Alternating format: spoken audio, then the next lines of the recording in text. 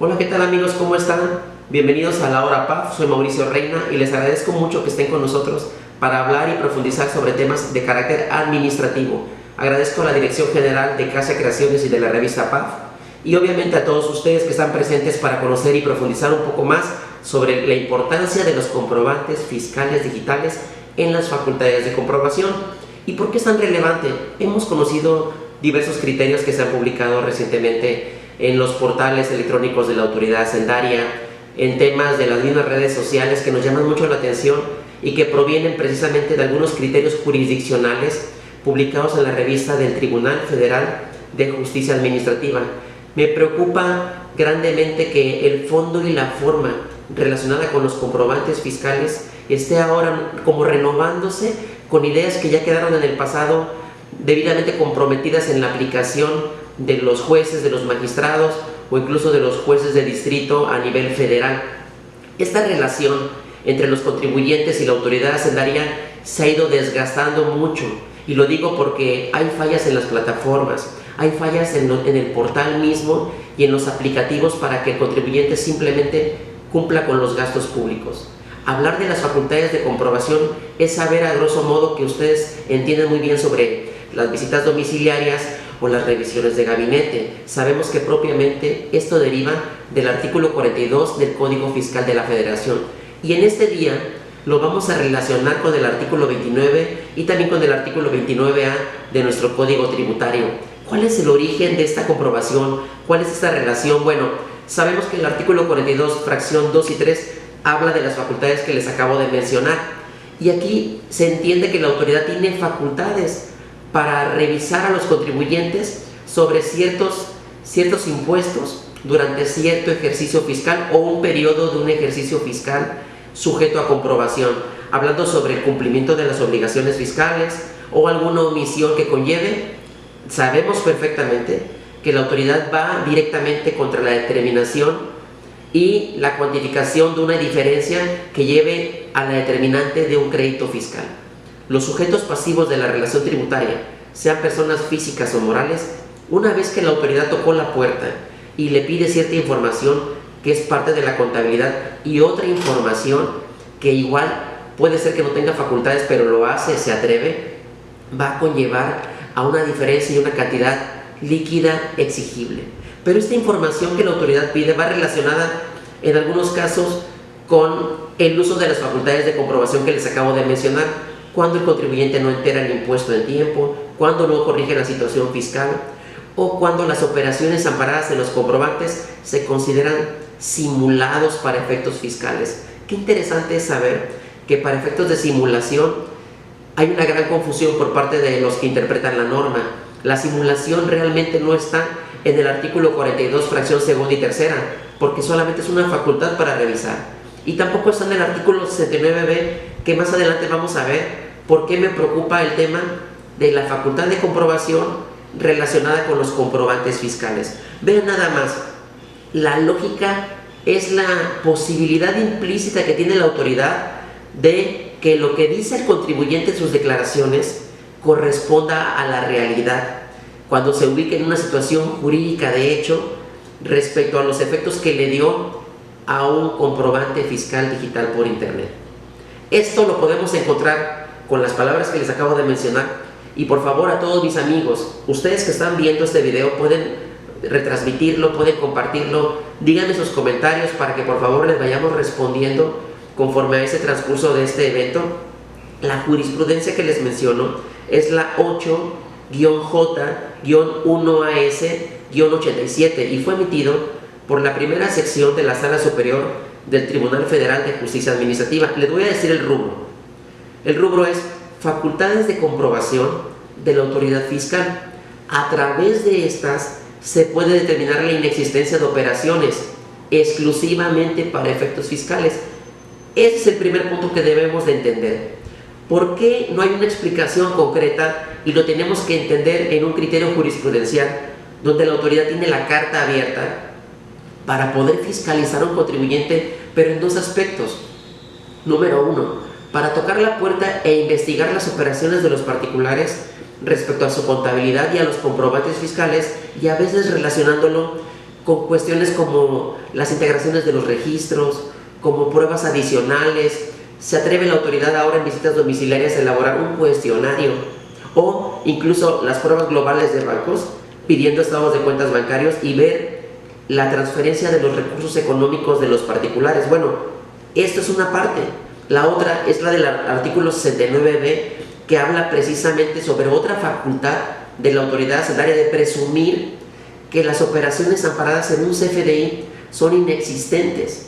Entonces, estamos hablando prácticamente de, coloquialmente, las EDOs y las CEFOs, las empresas que deducen operaciones simuladas o inexistentes, o las empresas que facturan operaciones simuladas o inexistentes. Para tal efecto, vámonos entonces al tema principal, que son los comprobantes fiscales. Creo que hemos dejado a un lado la diferencia entre lo que es un CFDI, cuáles son sus requisitos, cuál es la eficacia probatoria de los mismos y en ellos qué se contiene.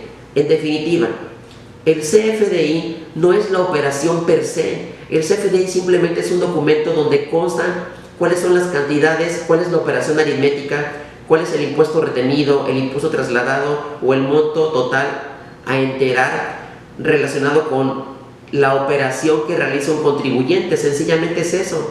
Un contribuyente puede sumar los CFDIs, puede cuantificarlos, puede relacionarlos con la contabilidad que tiene y de tal suerte que así puede determinar el impuesto a pagar, que hemos visto en el tiempo moderno de las revisiones de la autoridad hacendaria. Para la autoridad todo es pagar. La autoridad ahora revisa nada más los CFDIs y en algún momento utiliza la facultad que tiene en el artículo 63 para conocer otras cuestiones que el contribuyente no revela en sus declaraciones. Le puede pedir información a otras autoridades, le puede pedir información a los terceros relacionados con ellos, entre otros. ¿Qué dice en el tema del rubro de los comprobantes fiscales? Cuando las leyes fiscales, o sea, artículo 29 y 29A, establezcan la obligación de expedir CFDIs por las actividades que realicen, por los ingresos que perciban o por las retenciones de las contribuciones que efectúen, deberán emitirlos mediante documentos digitales a través de la página del SAT, el portal del SAT. ¿Y a qué actividades nos referimos? Bueno, a los que adquieran bienes, a los que disfruten, al uso o goce temporal de los mismos, a la prestación de servicios, a los pagos parciales o diferidos, a la liquidación, a los comprobantes fiscales digitales relacionados con las retenciones de las mismas contribuciones. Vean qué interesante es saber cómo de la redacción del artículo 29 y 29A encontramos tres hipótesis de actuación para efectos civiles: la obligación de hacer. ¿Y qué obligaciones tienen los contribuyentes? Para efectos del CFDI es expedir, emitir y solicitar. Le está hablando a dos tipos de contribuyentes. En una operación de una enajenación hay uno que expide el CFDI y uno que solicita y adquiere el mismo comprobante referido. Ambos contribuyentes tienen obligaciones y la autoridad hacendaria los vigila a los dos, porque los efectos fiscales de una comprobación les afecta definitivamente. Imaginemos, por ejemplo, que el que expide el CFDI lo que busca es el ingreso. Desde el momento de la acumulación del ingreso ya se puede determinar por el CFDI. La forma en que lo emite es la forma en que la autoridad hacendaria va a saber cuál es el momento de acumulación y a partir de cuándo se da el hecho generador o la hipótesis de incidencia para que ese particular pague sus contribuciones. Pero ¿qué pasa con el que recibe el CFDI? ¿Qué efecto le va a dar? Desafortunadamente les traigo algunos criterios donde de manera adicional la autoridad ya está viendo cuestiones de forma. Las cuestiones de forma ya están trascendiendo al fondo del asunto. Es decir, si un CFDI no cumple con un requisito, aunque el servicio se haya prestado, aunque el bien materialmente se haya entregado, ¿qué creen? A la autoridad no le interesa. Un requisito material que le haga falta o un requisito de forma que esté ausente en el CFDI, lo que va a significar es que los efectos tributarios que le quieran dar los contribuyentes no van a poderse realizar, y es la parte que nos preocupa como fiscalistas. Yo les quiero agradecer que estén atentos, les mando un fuerte abrazo, espero que estén muy bien, que esta información que les estoy dando confirme lo que ustedes ya saben, pero también que vayamos más lejos, que entendamos qué argumentos o qué criterios podemos adoptar para combatir cuestiones arbitrarias de la autoridad hacendaria. Hay una luz en el camino. Amigos, quiero decirles que ya el Tribunal Federal de Justicia Administrativa ha ido redactando algunos criterios que guardan relación precisamente con que lo que un tercero haga no tiene por qué afectar de manera particular el efecto tributario que yo le quiera dar a un comprobante fiscal digital por internet. Hablamos precisamente de las devoluciones o del acreditamiento de los impuestos. El acreditamiento que yo le tenga que dar no debe de depender de lo que haga un contribuyente con el que tengo operaciones. Y es imposible entender cómo la autoridad hacendaria quiere castigar a alguien por lo que hizo otra persona. Este criterio podría rebasar cuestiones de convencionalidad y de constitucionalidad que están en el Pacto Federal y que están por remisión en tratados internacionales. Entonces yo les pido de favor que reflexionemos y vayamos analizando, por ejemplo, los requisitos del artículo 29A y a qué se refiere con esas reglas que el SAT tiene para efecto de los complementos de pago. Es una obligación prácticamente el complemento de pago. Sin él, la autoridad va a considerar que no hay una correcta emisión del CFDI y te puede llevar a una multa formal, pero sobre todo a no darle los efectos al comprobante y a la operación. También hay que remitir a la autoridad hacendaria antes de la expedición este CFDI a través de los mecanismos digitales que para tal efecto ya ha determinado la autoridad hacendaria. En resumen, los artículos 29 y 29A constriñen a los contribuyentes a tener cumplimientos fiscales relacionados con los comprobantes fiscales, pero también sobre los datos que aparecen en el mismo, es decir, el nombre del contribuyente, el RFC, la denominación social, que aparezcan relacionados con la comprobación o verificación del domicilio fiscal. Ya sabemos que hasta el código postal debemos de revisar. Esas exigencias no comprenden las obligaciones fiscales de un tercero, que quede claro. Y bien, esa importancia relacionada con la comprobación o las facultades de comprobación, ya sabemos que no deben de mezclarse porque son operaciones diferentes. Es decir, las facultades de gestión que están comprometidas con el artículo 69B hablan nada más para dejar sin efectos una operación que se considera como inexistente o que está amparada por que no contiene la infraestructura, la capacidad material o el personal en una operación que consta en un CFDI. El CFDI no significa que no tenga valor probatorio. Lo que significa el 69B es una presunción de la autoridad hacendaria para no tomar en consideración ese comprobante, porque lo que está amparado es una operación inexistente. Algunos le llaman operaciones simuladas, pero la simulación es la apariencia de la realidad que no está precisamente en el artículo 42. Es una vaga interpretación de la Corte quizá, o precisamente de la autoridad hacendaria. Y el artículo 42 es diferente, insisto, es tocar a la puerta del contribuyente para saber qué es lo que tiene a través de la revisión o valoración de las pruebas. Ya la valoración ya está permitida por la autoridad hacendaria porque ya se modificó el Código Fiscal de la Federación. Los visitadores, cuando se trata de la visita domiciliaria, tienen esa facultad de revisar al contribuyente, pedir información, obviamente cuidando que no se excedan de sus facultades con la arbitrariedad con la que habitualmente actúan por sus facultades. Ahora bien, una tesis muy importante que les quiero citar es un criterio aislado de una sala regional peninsular del Tribunal Federal de Justicia Administrativa, y el rubro es procedimiento relativo a la presunción de inexistencia de operaciones. No es suficiente destruirla.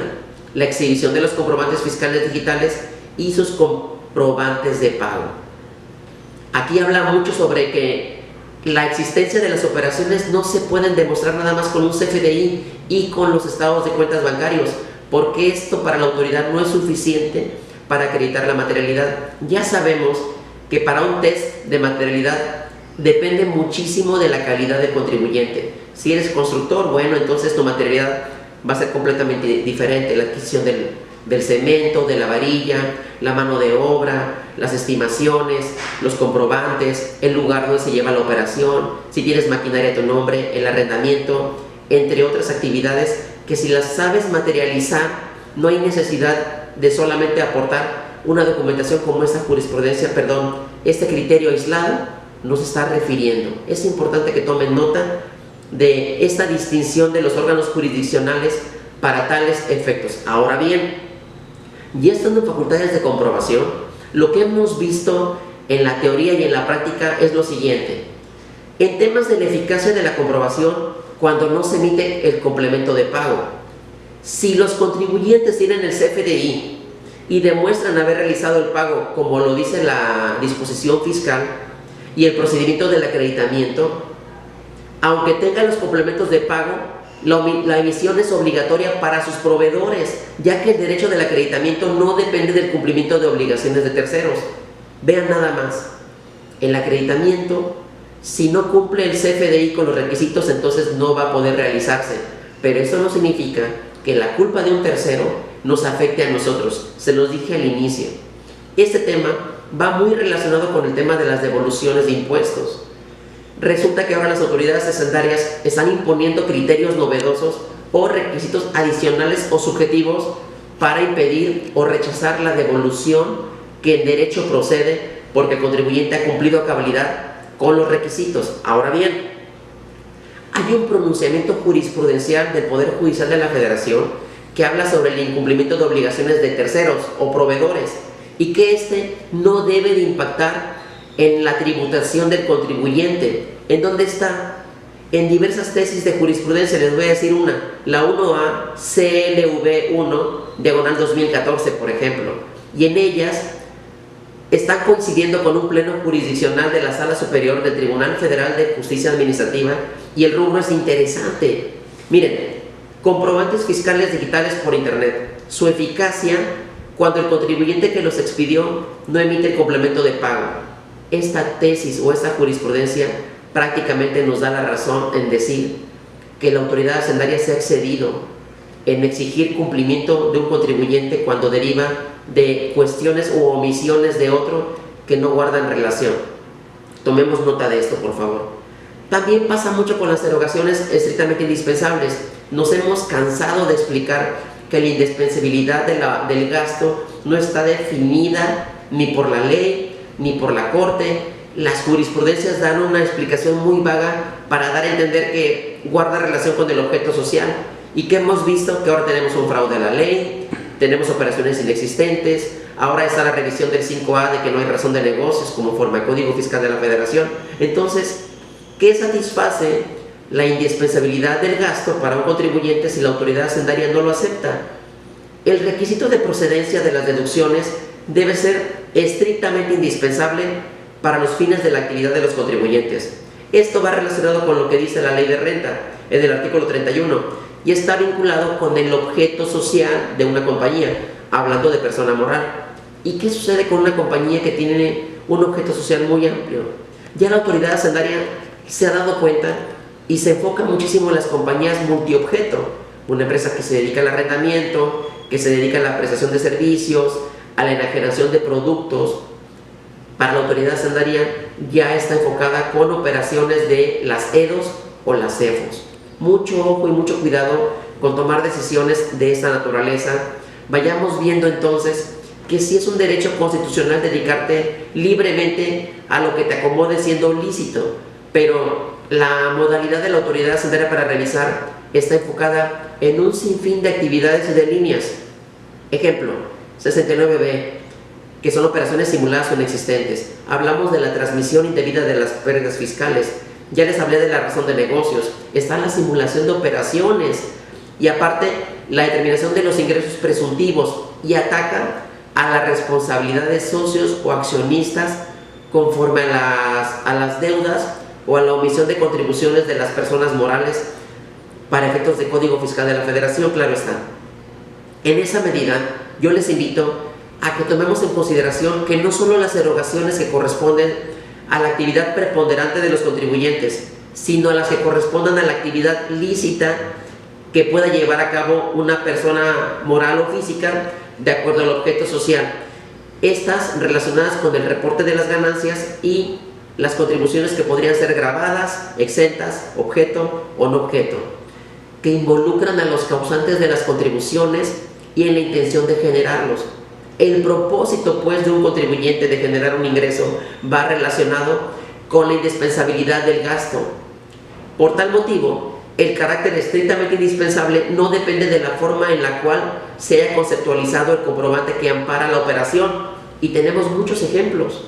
Hay un criterio del test de proporcionalidad o un test desarrollado por la segunda sala de la Suprema Corte de Justicia de la Nación que versa sobre un contribuyente que tiene dos actividades, por ejemplo, y de una tiene ingresos y de la otra solo tiene gastos, la deducibilidad de ciertos gastos es rechazada porque afirma la Suprema Corte que no guarda relación esa deducción con el ingreso obtenido durante un ejercicio. Vayamos reflexionando entonces qué sucedió en la pandemia. ¿Qué pasó con las compañías que no pudieron correr a sus empleados y que les tuvieron que pagar un salario a pesar de que no iban a la empresa, que bajaron las cortinas? No generaban un ingreso, pero el salario se estaba pagando, las cuotas obrero-patronales se seguían pagando y el impuesto sobre la renta retenido igual. Entonces, ¿qué sucede? Se generan los gastos, se generan las compras, pero no hay ingresos. Esa diferencia la autoridad hacendaria no la quiso reconocer, hablando de que hubo una prueba evidente, un axioma social como fue la pandemia, y la autoridad lo rechazó. ¿Dónde está lo estrictamente indispensable que la autoridad va a valorar para tomar una decisión? Esto que les acabo de decir está en la tesis 9P2AS105, emitida por la segunda sección de la Sala Superior del órgano jurisdiccional mencionado. ¿Y qué dice? Erogaciones estrictamente indispensables. La procedencia de su deducibilidad en el impuesto sobre la renta no depende de la forma en que fueron descritas en el CFDI, sino de la naturaleza de la operación.